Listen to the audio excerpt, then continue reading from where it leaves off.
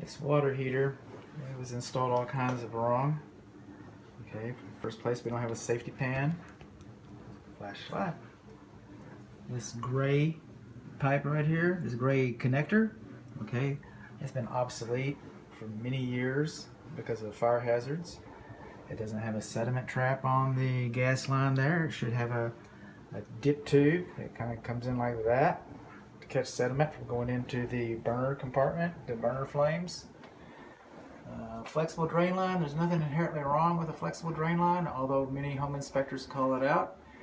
But it's threaded, and it's the threads that make that obsolete. And TMP should be replaced every 3 years, and TMP should be insulated, so should the water supply lines.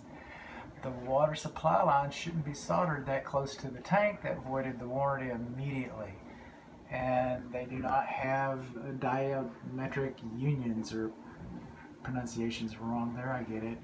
But anyway, to keep corrosion from developing in the tank and on the fittings, so we do not have those isolation parts. Tape should never be installed on a flue. The only time you should have a single wall flue like that is if it's a B vent, which it's not. And then up here, back in the day, it was required to put screens on these vents, but that requirement's years old. And years expired, as a matter of fact. So what happens here is there should be a clear path into the attic so it doesn't get clogged and prohibit the ventilation. And speaking of ventilation, there's no combustible air. That was makeup air. There's no combustible ventilation in this closet.